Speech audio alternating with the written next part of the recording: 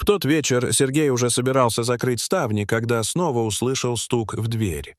Он жил один в небольшом деревянном доме на краю леса и хорошо знал все ночные звуки, поэтому сразу понял, что это не ветер. Стук повторился через несколько секунд, затем еще раз, словно кто-то осторожно касался двери. Сергей подошел к окну, но за стеклом ничего не разглядел из-за сильного дождя. Он включил свет на крыльце и увидел маленького медвежонка, который стоял прямо перед дверью. Зверек был промокшим до нитки, его шерсть слиплась от воды, а передняя лапа заметно дрожала от холода. Сергей осторожно открыл дверь, но медвежонок не убежал. Он лишь посмотрел на мужчину, затем повернул голову в сторону леса и снова поднял лапу к двери. Сергей несколько секунд не понимал, чего от него хочет животное, пока медвежонок не сделал несколько шагов по мокрой земле. Он остановился, оглянулся и снова посмотрел на человека. Казалось, зверек специально проверял, идет ли мужчина за ним. Сергей взял фонарь, накинул куртку и вышел во двор. Медвежонок сразу направился к лесу, но двигался медленно, постоянно оглядываясь. Мужчина шел следом, стараясь не приближаться слишком сильно. Они прошли около 100 метров, когда медвежонок свернул с тропы и остановился возле густых кустов. Сергей поднял фонарь и увидел под деревьями большую медведицу. Она лежала на земле и почти не двигалась. Сначала мужчина решил, что зверь спит, но через несколько секунд заметил кровь на боку и тяжелое прерывистое дыхание. Рядом с медведицей лежали сломанные ветки, а неподалеку виднелись глубокие следы от колес. Сергей сразу понял, что она могла попасть под машину или получить травму, пытаясь уйти от дороги. Медвежонок подошел к матери и тихо коснулся ее морды. Медведица попыталась поднять голову, но сил у нее почти не осталось. Сергей почувствовал, как внутри все сжалось, потому что теперь становилось понятно, зачем малыш несколько часов стучал в его дверь. Он не искал еды и не пытался попасть в теплый дом. Он просто не знал, как помочь матери, поэтому решил привести к ней человека. Сергей вернулся домой и позвонил местному егерю. Тот приехал вместе с ветеринаром, который работал с дикими животными. Специалисты сразу предупредили Сергея, что приближаться к медведице опасно, особенно рядом с детенышем. Однако состояние животного было тяжелым, поэтому оставить ее в лесу означало практически обречь на гибель.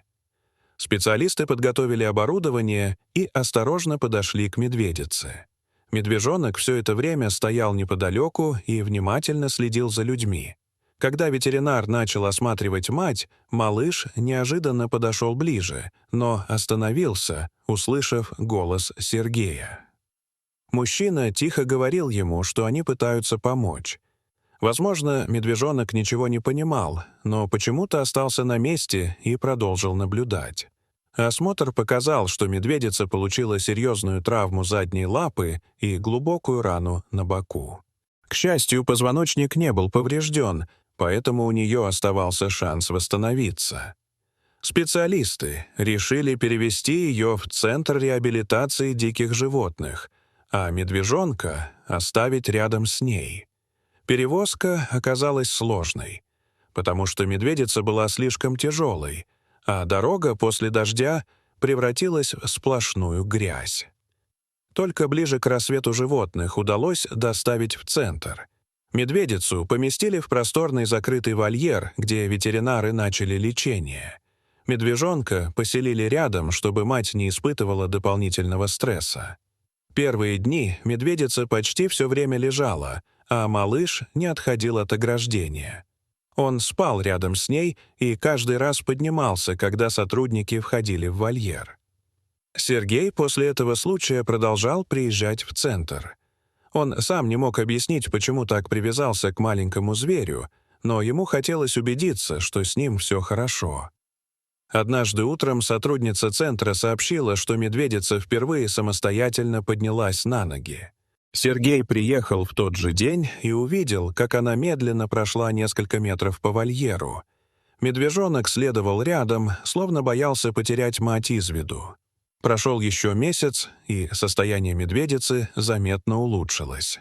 Она уже уверенно ходила, ела самостоятельно и постепенно возвращалась к нормальной жизни.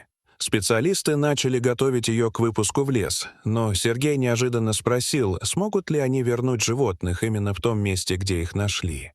Ветеринар объяснил, что это возможно, если территория безопасна и поблизости достаточно пищи. В тот день, когда пришло время возвращения, Сергей тоже приехал в лес. Он стоял возле машины и наблюдал, как сотрудники открывают транспортный контейнер. Первой наружу вышла медведица. Она несколько секунд стояла неподвижно, принюхивалась к воздуху и смотрела на знакомые деревья. Затем из контейнера выбежал медвежонок и сразу прижался к ее боку. Они вместе сделали несколько шагов в лес, но неожиданно остановились. Медведица подняла голову и посмотрела прямо на Сергея. Мужчина улыбнулся и тихо сказал, что теперь они справятся сами. Казалось, она действительно задержалась всего на мгновение, словно запоминая человека, который однажды помог ее детенышу. Потом медведица развернулась и вместе с малышом скрылась среди деревьев. Сергей еще долго стоял у дороги, пока следы животных не исчезли под мокрой листвой. Спустя несколько месяцев он снова услышал ночью знакомый стук в дверь. Сердце у него забилось быстрее, и на мгновение мужчина подумал, что история повторяется. Он открыл дверь и увидел только дождь, темный двор и несколько веток, колыхавшихся от ветра. На крыльце никого не было. Однако утром, когда Сергей вышел из дома, он заметил возле двери глубокие следы медвежьих лап. Они вели от леса к крыльцу, а затем обратно к деревьям. Мужчина долго смотрел на них и улыбался. Он так и не узнал, действительно ли медведица вернулась поблагодарить его или просто проходила рядом. Но Сергей навсегда запомнил ту дождливую ночь, когда маленький медвежонок постучал в его дверь не ради себя. Он пришел за единственным человеком, которому смог доверить жизнь своей матери. Дорогие зрители, что вы думаете об этой истории? Расскажите, пожалуйста, в комментариях. А если вам понравилось это видео, то ставьте лайк и подписывайтесь на наш канал. До свидания.